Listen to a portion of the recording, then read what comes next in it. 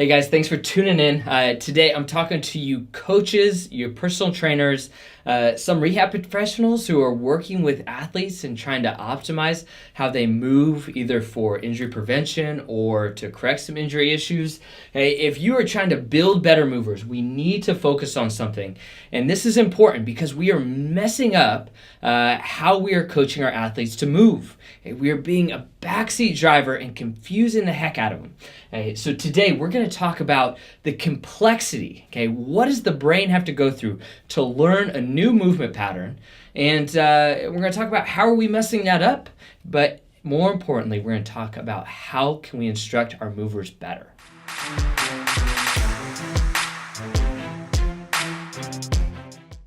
So when we look at learning a new movement, and the complexity behind that is massive. And we don't even understand it. We're still trying to figure out how does the body do such amazing things in regards to moving really well. What we know is nerves send messages to muscles and say, okay, contract. But how the brain organizes all that and sends a signal to all these different pieces and how it moves so fluidly, and we don't look like robots, but is very smooth and dynamic. And then how do we do things that require quick reaction times? Hey, all of that is extremely complex.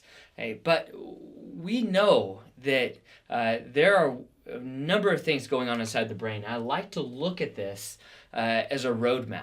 Okay, and we've got a map here, and here at this location, this is our office, Lakewood, Colorado. And then we've got another marker here at Mile High Stadium. Okay, so we've got this road map. Okay, and if I'm going to drive from our office to Mile High Stadium, okay, I've got an infinite number of solutions I can get there. Okay, obviously, there are ways that are more efficient and better. But if I'm brand new to the town and you put me right here, you say, hey, I want you to get to Mile High Stadium. It's that way. And I start heading down the road here. If I look at all these different little turns and ways that I can go to get to Mile High Stadium, there's an infinite number of solutions. There are a ton of solutions to solve in this traverse from here to here. And I can do it a new way every time and do it successfully. And the same thing is going on inside the brain every time we solve a movement problem. And let's use something very basic, like taking a sip from a coffee mug. I can, it seems simple. Okay, yeah, I'm doing this. But I can do a lot of different weird things to successfully grab that drink of coffee. Okay? And that's for something very simple and basic, where I've got just a few joints moving. Let's look at something super complex, like a power clean or a big Olympic lift. Okay? And what this is called is the degrees of freedom problem. Okay? And there are multiple ways for humans to perform a movement in order to successfully achieve the same movement goal. Okay? And I know you as a coach have probably seen every single way that a movement could be performed incorrectly, okay? Or at least in your eyes. But in the end, they may have solved the movement goal, just not how you wanted it to. So for our Olympic lifts, they successfully got the bar to their shoulders. Or for throwing a baseball, they successfully moved the ball that way. Maybe it just didn't hit the target. Okay? So there are a lot of different ways that we can solve these movement problems. And us as movement coaches, we want to help the brain solve the movement problem. We want to help the brain solve the degrees of freedom problem. And going back to our map example, a lot of times what we're doing is we are overloading the movement instruction.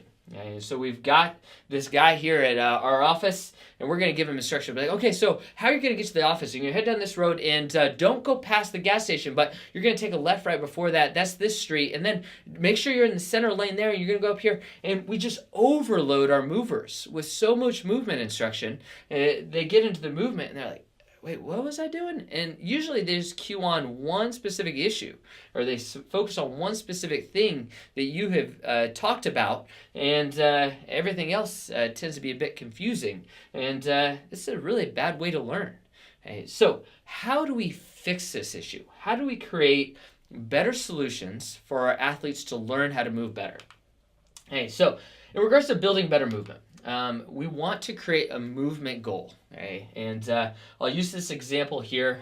We're going to teach this girl how to do a great power clean. Okay? I want this girl to do an awesome power clean, and let's say she's brand new. She's never done this movement before. She probably has a framework in her brain. Hopefully you showed her the movement. Hey, this is how it looks. Maybe she saw people in the class or around the gym doing this specific movement. But, like I talked about with the map example, usually us as coaches will say, okay, so how you're going to do is you're going to start, you want your butt down, your chest up, and then your first thing you're going to do is you're going to pull your knees out of the way, and you want to bring that bar up just past your knees. But you want your hips back, your chest over the bar, and then you're going to glide that bar back to your hips, and your knees will kind of slide under the bar. And we give all this movement instruction. And like I said, for the map example, a lot of times things just get jumbled up and confused in the brain. And it's really a bad way to teach someone how to move better. Okay? Instead, let's create a movement goal. Okay? And typically for me, our power clean example is I want the hips to be the big mover. I want that person to find the hips is the primary driver of the barbell and trying to get everything else out of the equation. So I'm usually focusing in on creating a movement goal, and I center everything around what do I need to get that person to solve that primary objective. Okay, so I get away from all the other little adjunct things of, okay, how am I going to, get the bar around the knees and everything else that's involved in teaching a great power clean on keeping the bar close and bar path, things like that. And just work on, hey, let's get the hips to create really great extension for a really good power clean. Okay? And a lot of times it's about scaling up on things to achieve that movement goal. And the biggest one I really focus on is making sure that weight is properly dialed in. Okay, so the first thing we typically look at is, the weight needs to be super light. And that's not necessarily the case. A lot of times we give someone something that's too light. Okay, is the bane of coaching when we give someone a PVC pipe or a broomstick and try to teach them something big like an Olympic lift. Okay, it's not a good way to teach someone. Okay, so give them some load. If I want to get them to use the hips, okay, give them a weight that they have to use the hips. Okay, on the flip side, if it's too heavy, okay, they're not going to be able to adequately perform the movement. Okay, they're working beyond their capacity, and most movement coaches are aware of this. They know how to dial this in. But the first thing is to create a movement goal, and then we want to really hone in on that key movement goal of, okay, I want you to get that bar from the hips to your shoulders as fast as you can. Okay, very simple cue. Hips to shoulders as fast as you can.